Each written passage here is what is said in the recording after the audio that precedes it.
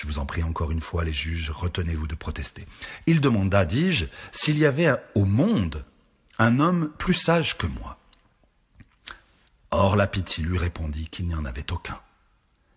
Et cette réponse, son frère qui est ici, l'attestera devant vous, puisque Chéréphon est mort. Considérez maintenant pourquoi je vous en parle. C'est que j'ai à vous expliquer l'origine de la calomnie dont je suis victime. Lorsque j'eus appris cette réponse de l'oracle, je me mis à réfléchir en moi-même.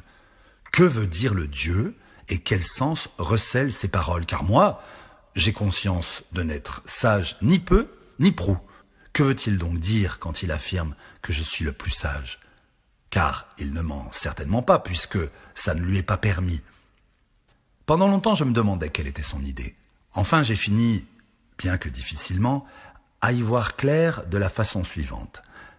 Je me rendis chez un de ceux qui passent pour être des sages, pensant que je ne pouvais mieux que là contrôler l'oracle, et lui déclarer « Cet homme-ci est plus sage que moi, et toi, tu m'as proclamé le plus sage. » J'examinai donc cet homme à fond. Je n'ai pas besoin de dire son nom, mais c'était un de nos hommes d'État qui, à l'épreuve, me fit l'impression dont je vais vous parler. Il me parut en effet, en causant avec lui, que cet homme semblait sage à beaucoup d'autres, et surtout à lui-même, mais qu'il ne l'était point. J'essayai alors de lui montrer qu'il n'avait pas la sagesse qu'il croyait avoir. Par là, je me fis des ennemis de lui et de plusieurs de ses assistants. Tout en m'en allant, je me disais en moi-même, je suis plus sage que cet homme-là. Il se peut qu'aucun de nous deux ne sache rien de beau ni de bon, mais lui croit savoir quelque chose alors qu'il ne sait rien, tandis que moi, si je ne sais rien, je ne crois pas non plus savoir. Il me semble donc que je suis un peu plus sage que lui par le fait même que ce que je ne sais pas, je ne pense pas non plus le savoir. Après celui-là, j'allais en trouver un autre, un de ceux qui passaient pour être plus sage encore que le premier, et mon impression fut la même. Et ici encore, je me fis des ennemis de lui et de beaucoup d'autres. Je n'en poursuivis pas moins mon enquête. Je sentais bien, il est vrai, que je me faisais des ennemis, et j'en éprouvais de l'embarras et de l'appréhension. Mais je me croyais obligé de mettre le service du dieu de Delphes au-dessus de tout. Il me fallait donc, pour m'enquérir du sens de l'oracle, aller trouver tous ceux qui avaient la réputation de posséder quelque savoir. Or, Athéniens, car je vous dois ici la vérité, voici à peu près ce qui m'arriva.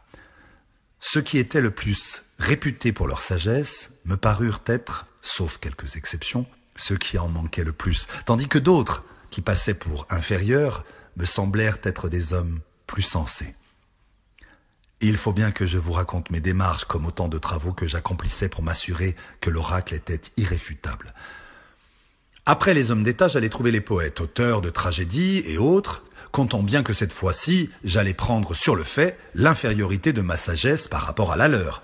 Je pris donc avec moi ceux de leurs ouvrages qu'ils me semblaient avoir le plus travaillé, et je leur demandais ce qu'ils avaient souhaité y dire, afin de pouvoir en même temps m'instruire auprès d'eux. Or j'ai honte, Athéniens, de vous dire la vérité, et il le faut pourtant. Eh bien, tous ceux qui étaient alors présents autour de nous, ou peu s'en faut, auraient mieux parlé de ces poèmes que leurs auteurs eux-mêmes. Je reconnus donc bien vite que les poètes aussi ne sont point guidés dans leur création par la science, mais par une sorte d'instinct et par une inspiration divine, de même que les devins et les prophètes qui, eux aussi, disent beaucoup de belles choses, mais sans savoir ce qu'ils disent.